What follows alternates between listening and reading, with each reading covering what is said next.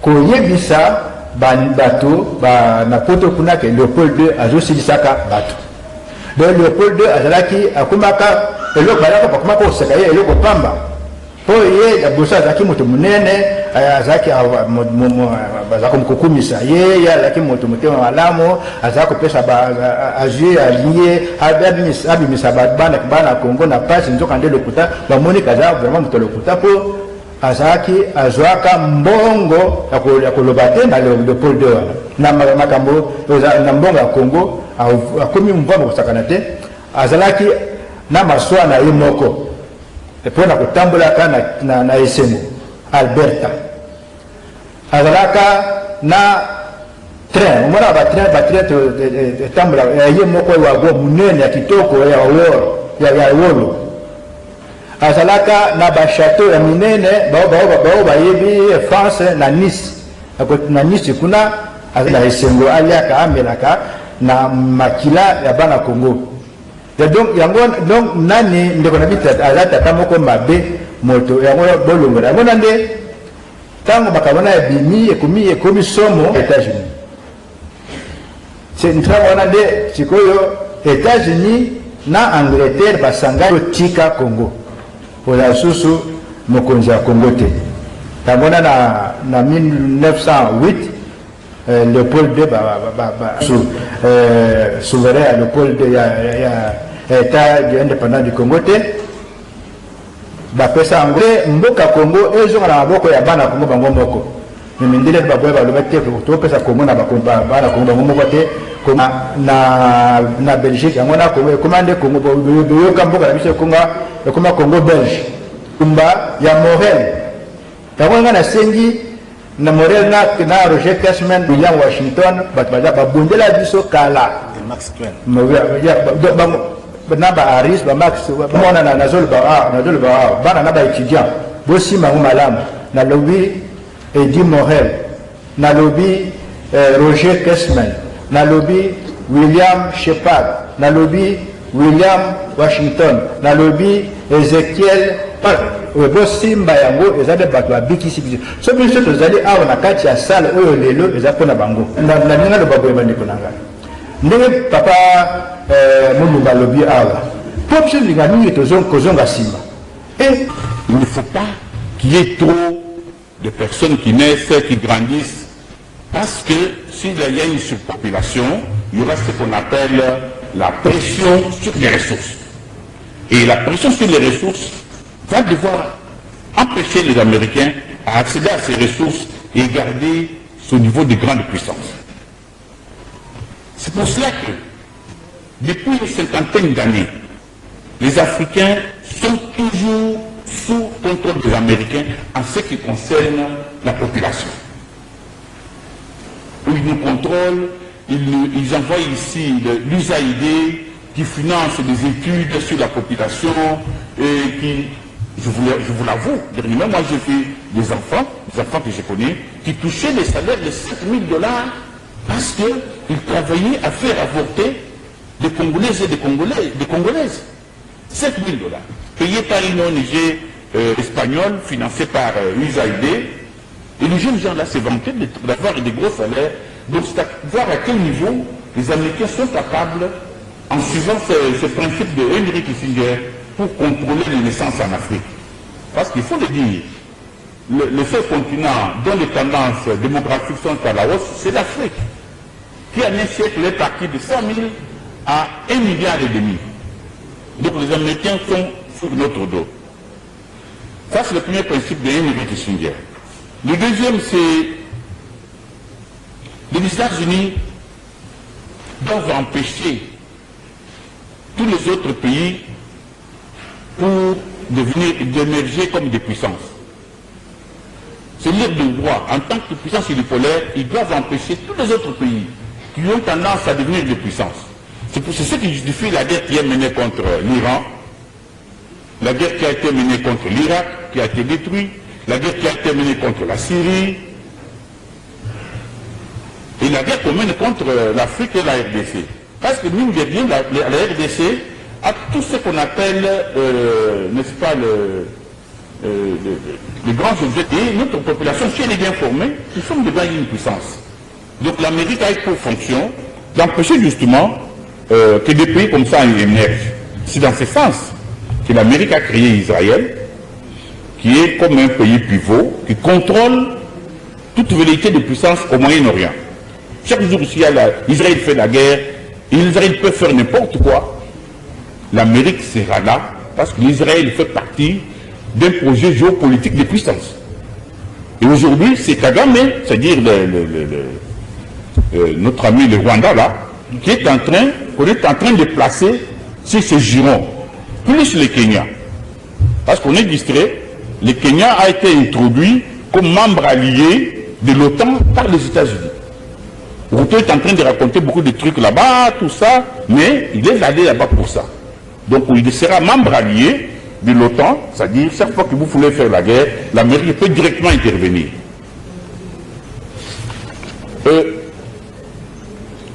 Troisième principe, si l'Amérique ne peut pas détruire, il faut au moins le contrôler. Il faut au moins contrôler ces pays-là. Il faut lui imposer. On sait que l'Amérique continue à supporter Taïwan à la porte de la Chine, alors que c'était un pays habité par des Chinois. On dit non, ce n'était pas un pays avec des Chinois. Mais c'est une guerre qu'on dépose à la Chine. C'est-à-dire à tout moment, l'Amérique peut déclencher une guerre parce que ça fait partie de son système. Donc, je voudrais là, c'est rappeler ce principe-là, des pays pivots et de la nécessité de contrôler tous les pays qui veulent aller de l'avant. Ça, ce sont des grands principes que je n'ai pu tirer que dans les rapports récents de Henry Kissinger, le seul document que j'ai. Pourquoi la conscience congolaise? Je pense que la première chose à faire, c'est informer notre peuple. Notre peuple n'est pas informé, il n'a pas d'information. Quand le peuple est informé, il peut devenir libre. Notre peuple n'est pas informé correctement. La plupart des milliards qu'on a dans ces pays sont les mains de l'Union. On ne parle pas du problème du Congo, on parle du problème des politiciens qui se battent pour des postes. Voilà pourquoi ils se blessent. Donc, si le peuple ne s'organise pas, les petits intellectuels ne s'organisent pas, il n'y a pas d'avenir pour ces pays. Et ça demande beaucoup de sacrifices. En temps, en argent. Donc, on a mis en place la conscience nationale congolaise pour aider notre peuple et notre peuple se prenne en charge. Concernant Charles Omar, je pense que c'est normal. Charles a écrit, je pense, sur le Congo, une entre 5 et 10 livres, à peu près. Ces livres ne sont pas lus par les Congolais. Si on n'a pas d'information, on n'a pas la connaissance, on ne peut pas connaître le mot. Donc on a mis les chansons dans le Charles pour permettre aux Congolais d'avoir accès à ces livres et d'informer notre peuple. Nous utilisons avec les Français, donc c'est écrit là-bas. Donc n'ayons pas de doute là-dessus. Après la traite négrière, après la colonisation, nous avons la mondialisation qui est la colonisation américaine du monde. Parce qu'ils n'ont pas fait la colonisation, maintenant ils colonisent tout le monde. Et je vais l'expliquer tout à l'heure. Donc j'ai ce livre pour que nous, Congolais, parce que nous hésitons pour nous engager, nous hésitons pour nous mettre au service de notre pays, nous hésitons pour nous mobiliser. Donc c'est pour vous dire que l'ennemi est là. Lui ne va pas lâcher. Ils n'ont jamais lâché. L'ennemi est là, nous devons aller de l'avant, comme a dit mon ami tout à l'heure, nous devons nous mobiliser. Donc, les États-Unis d'Amérique ne sont pas seulement ennemis à la RDC, ils sont ennemis de l'Afrique. Et qu'au jour d'aujourd'hui, les États-Unis d'Amérique sont au stade, ici en Afrique, ils sont au stade de l'émiettement, du découpage. L'Afrique ici est en train d'être découpée et nous, on n'est pas conscients de ça. Depuis le début, il y a quelques 20 ans, 10 ans, on a déjà découpé le Soudan, on est en train de découper la RDC, le Mali était dans le processus. Donc on est en train de découper les pays et c'est ça le système américain, comme ils l'ont fait en Amérique du Sud et en Amérique centrale, en découpant des pays là-bas. Et vous avez des pays comme le Guatemala, qui n'est pas plus grand que Kimaseke, Salvador, Costa Rica, Panama, Nicaragua. C'est leur système.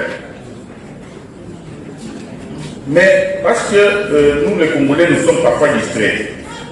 Vous devez savoir que les Américains que vous voyez là connaissent le Congo, même que les Européens. Pourquoi? Déjà au XVIIIe, XIXe siècle, toutes les grandes expéditions de Stanley, de Livingstone, ont été financées par les Américains. Le professeur Ekambo a publié un travail magistral là-dessus. Tous les grands explorateurs que nous connaissons là, leurs expéditions ont été financées par les Américains. Et pas par n'importe quel Américain, mais par l'armée américaine. C'est ainsi que c'est le général Grant, futur président américain, qui avait financé l'opération de Stanley. Et puis c'est le général Sherman qui avait financé l'expédition de Livingstone. Et les rapports ne vont pas changer. Les affaires congolaises aux États-Unis sont plus traitées par l'armée que par la police. Quand on a voulu dire à Félix Tshisekedi que non, il faut négocier avec Kagame, qu'est-ce qu'on a envoyé? On n'a pas envoyé une politique. On a envoyé une Avril Haines, qui est la directrice générale des renseignements américains. On a envoyé le général Ford, qui est le président de la CIA. Donc, chez nous, les Congo et l'Afrique, nous sommes dans un projet géopolitique. Député honoraire pour la circonscription de Butembo aujourd'hui. Je suis ressortissant de plus de 2000 km.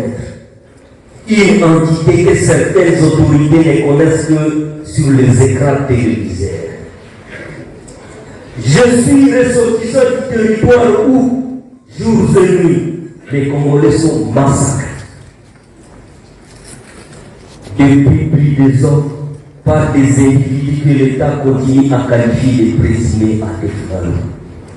Une rébellion ouganaise établie en RDC depuis 1980. Je suis aussi ressortissant de ce village où plus de 100 personnes peuvent être facilement massacrées journalièrement sans que le gouvernement ne décrète une journée de deuil. Je suis de ce territoire où peu importe le nombre de ces victimes et la cruauté qui caractérise les massacres, pour le gouvernement, il ne s'agissait de petits massacres. Ces carnages sans nom sur une population ne connaissant pas la vraie cause touche toutes les couches de la société. Les fétiches, les bébés, les jeunes, les personnes âgées, les malades dans les hôpitaux. Les villages entiers sont réduits à sang. Des pillages systématiques, des incendies des hôpitaux intervenus. Je m'en vais en particulier vous raconter un événement dans l'histoire de ces massacres. C'était la nuit du 14 mars 2023 que nous étions alertés, comme d'habitude, que l'entité de Maboukou, à 30 km de la ville de Butembo, était sous attaque et présumée à défendre. Ces jours-là étaient en principe faits de mes vacances parlementaires. J'avais le choix de venir à Kinshasa le lendemain pour la rentrée parlementaire et aller palper du doigt la souffrance que les Congolais de cette zone ont dû depuis plus de 10 ans. Quelques mois avant, toujours dans cette entité, précisément à Maboya, une dizaine de personnes venaient d'être égorgées dans l'hôpital de la place, qui a été également incendié par les monstres égorgeurs. Ces personnes étaient en majorité des malades internés il figurait aussi la scène Dr Sylvie qui a été calcinée dans la chambre d'intervention chirurgicale aux côtés de ses patients. Cet événement fait suite à un autre radio de kilomètres dans la localité de Mukoli, où plus de 60 personnes avaient été massacrées et enterrées dans une même fosse commune sans une moindre dignité humaine. Les événements autour des massacres se comptent à des milliers, avec comme point commun un chagrin et un terrorisme. Tout ce que nous apprenons, c'est vrai, ça fait froid d'entendre tout cela, le jeu de Kagame, et d'autre part, les États-Unis. En tout ça, est-ce que nous avons besoin? Il faut avoir confiance en nous d'abord. Ce n'est pas par hasard qu'on organise cette conférence. C'est pour réveiller les Congolais qui dorment, réveiller les Africains.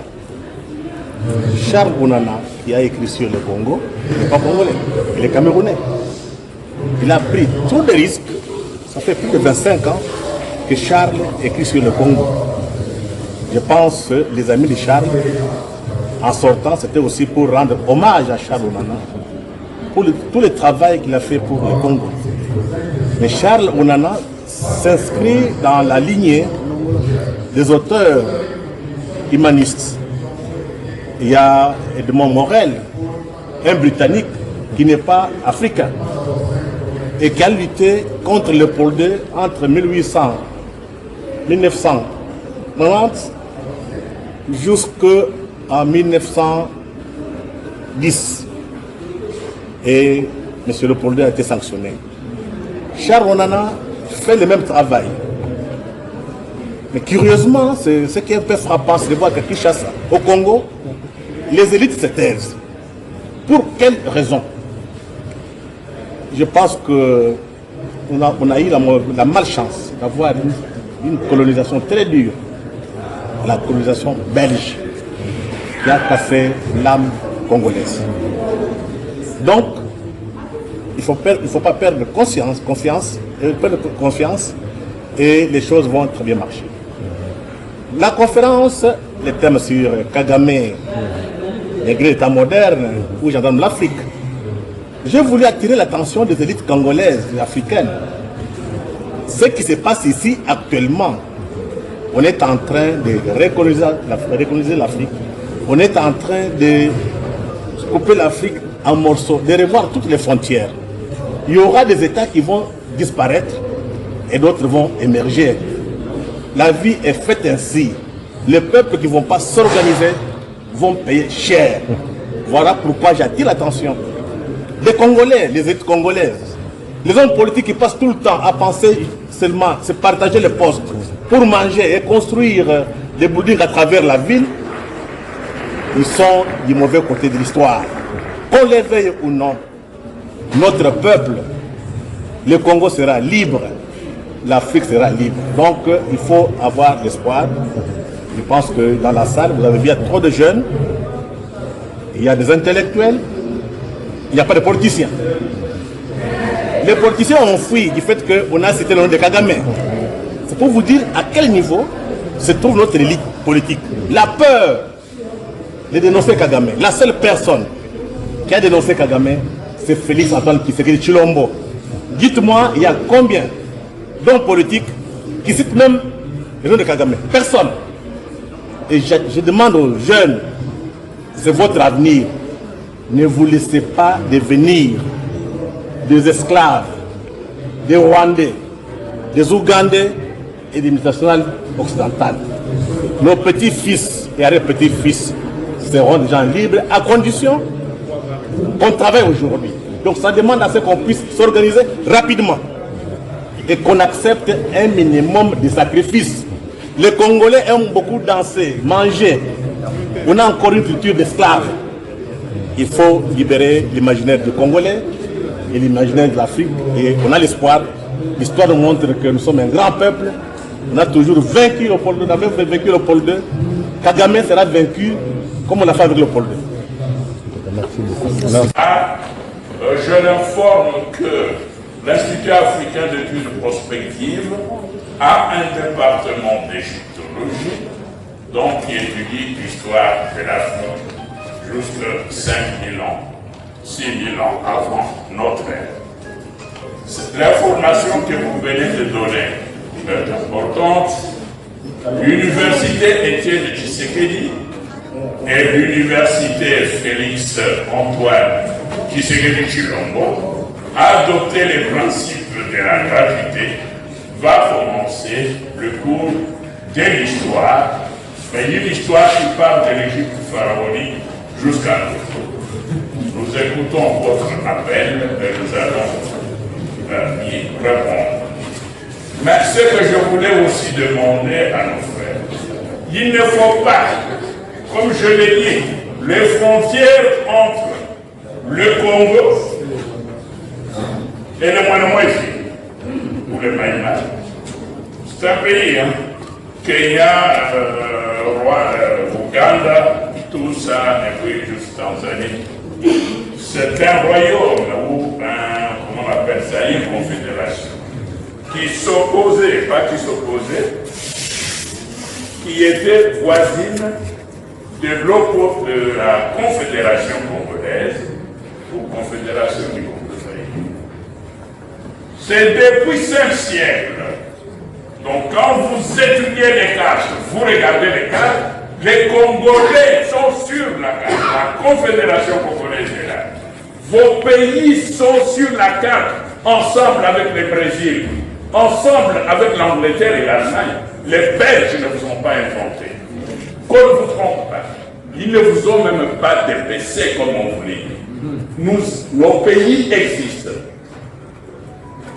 Les royaumes, pas les royaumes, la Confédération congolaise, donc, à partir de Gabon, jusque sur Kounélé, Benguela donc en Angola, tout ça c'est les Congo.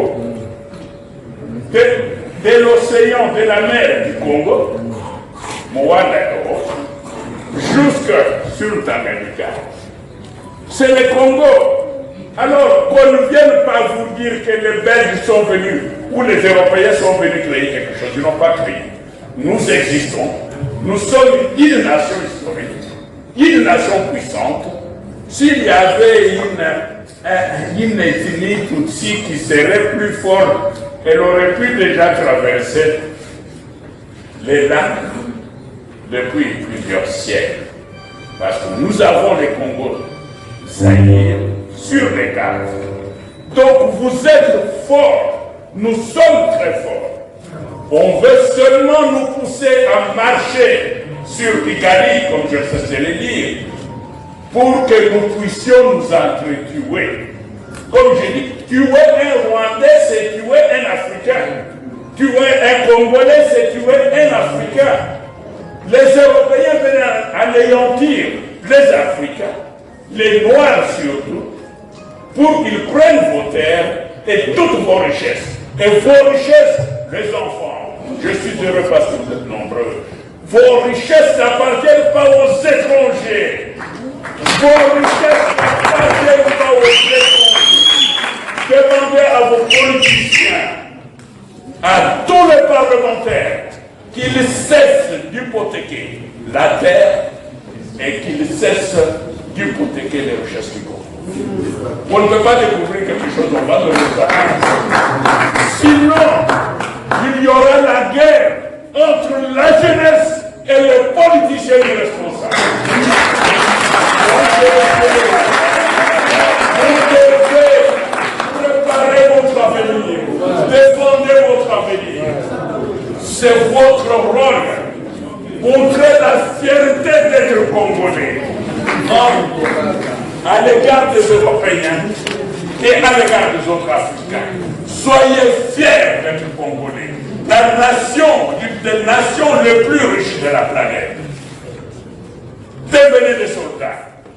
Mais pour former l'armée la plus puissante de la planète, en tant que scientifiques, nous ne restons pas. Nous avons les devoirs de fabriquer des armes pour protéger le Congo. Dites au président, nous voulons que les mines soient jetées partout où il y a des mines de minerais, Roubaïa, tout ça, mettez, il faut tout miner. Et il faut aussi les murs, des drones en haut pour tuer tout le monde.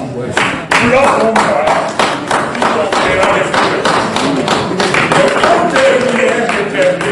En disant, c'est une recommandation.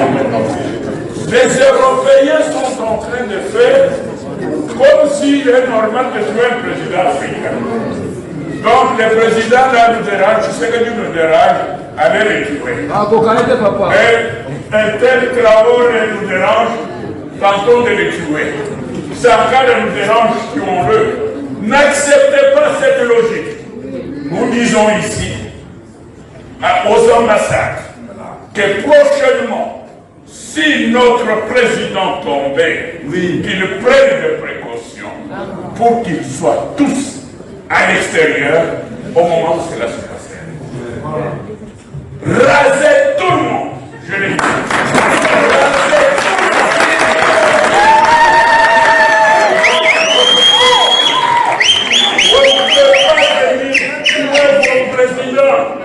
on ne peut pas venir tenter de tuer le président d'un pays parce que ce sont des Africains, des choses qu'ils n'acceptent pas. Pourquoi est-ce que vous les acceptez? Oh, les Américains veulent tuer notre président. Mais non, ce n'est pas sérieux. Est-ce que vous êtes vraiment conscient que vous n'avez que ces pays qu'on vous jette dans la mer?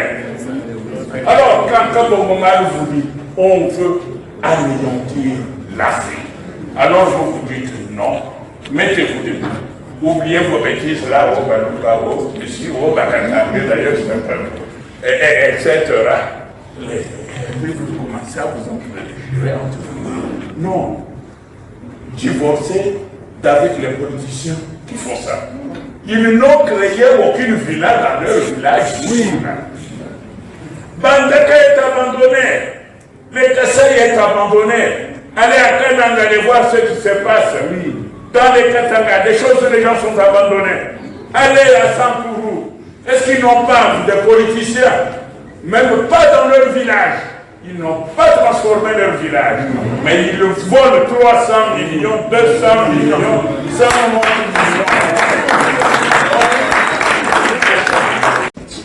J'étais loin de plusieurs. Et si nous pouvons nous applaudir pour nous-mêmes.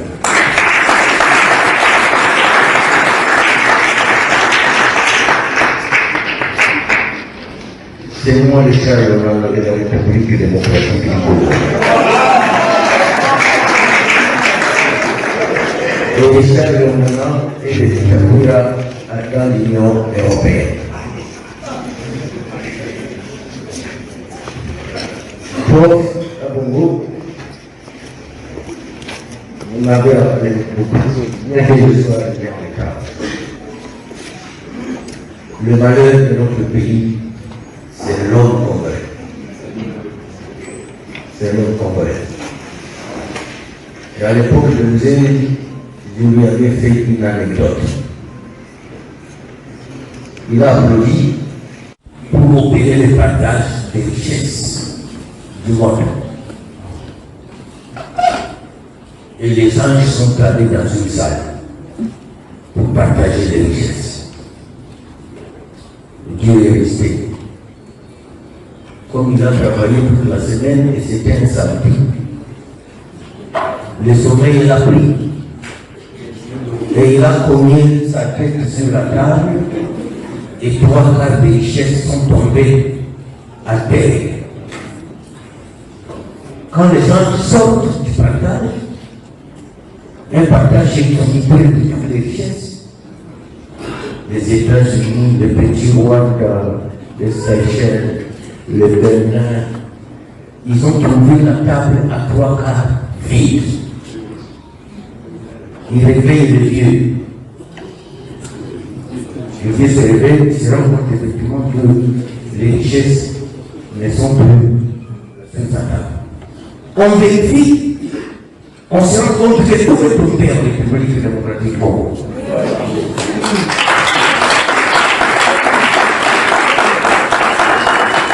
Les anges menacent Dieu pour lui dire il faut qu'on aille récupérer pour venir partager.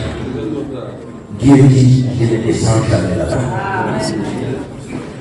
Oui. Et la conclusion qu'il a faite. Ok. Les gens que je vais envoyer dans ce pays, ils seront bêtes, sans intelligence, et ça ne leur bénéficiera à rien jusqu'à la fin du monde. C'est ce que nous vivons. À quoi nous bénéficions? D'ailleurs, nos visages, est-ce que ce sont les visages qu'on devait avoir? Nous vous lever des gros. Chacun devait rouler dans une voiture de luxe. Nous aurions les meilleures routes de la terre. L'or. Est-ce qu'on peut changer l'or congolais? Espérons, essayons. Nous ne sommes pas le seul pays qui aurait pays. Et ces pays sont devenus certains, sont devenus des puissances. Je prends toujours le modèle chinois. Les Japonais ont colonisé les Chinois pendant ça un siècle, un événement. Ils les fouettaient matin, midi, soir. Là, il est maintenant. C'est comme ça que des fois je me dis que les citadins ne peuvent pas transformer le monde. On devait le céder aux villageois. Mao aurait fait 8000 km à pied à travers la Chine avant de commencer sa guerre contre les Japonais. Selon les biographes. Mao est un villageois qui a porté ses premiers souliers à 13 ans. Et il a commencé l'école primaire à 17 ans, barbu.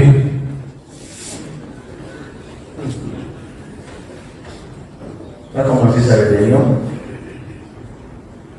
Il a commencé à occuper les terres, comme Mouzé l'avait fait. Le malheur de Mouzé est que Mouzé, on lui a confié un colis dont il ignorait le contenu. Et c'est comme ça que ça l'a rapporté. Ce n'était pas sa rébellion, ce n'était pas sa guerre, c'était une guerre par caution pour accomplir une mission. Et la mission, c'est laquelle? C'est ce que nous sommes en train de subir aujourd'hui. Le prof va parler des zombies. Savez-vous que quand l'affaire a commencé, les Mousséis, j'appelle les Mousséis, je te rappelle, je sais que tu avais parlé à Bobo, c'était Bobo, avec Charles, à l'Espérance. Je n'aime plus les appeler comme ces consorts, je préfère les appeler les Mousséis. Alors les Mousséis, on leur posait la question, pendant le début de la guerre de l'affaire, vous êtes à combien? Nous avons 10 militaires et 40 zombies. Les zombies, donc, c'est que les Congolais. Les militaires, c'est eux.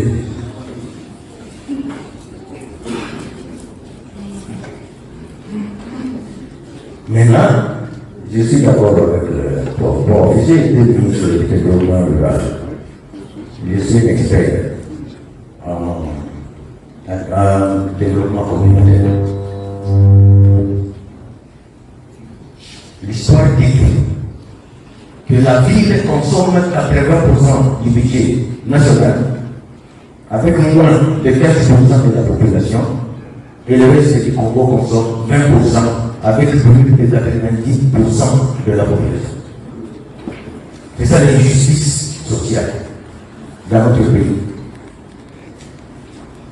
Mao libère la Chine. Donc, je suis heureux que vous soyez les amis de Charles Legrand. Espérons que vous aurez 3 yeux.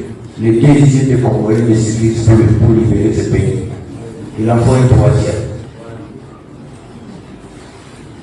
Mao prend le pouvoir entier le 1er octobre 1949. Vous savez sa première ordonnance qu'il a signée? collège des élèves et des étudiants pour les saluts de la Chine. On te trouve en train de parler des Fali, Ouera, Kofi, 6 mois de prison. Vous devez parler du salut de la Chine. Donc de là, vous allez parler plutôt du salut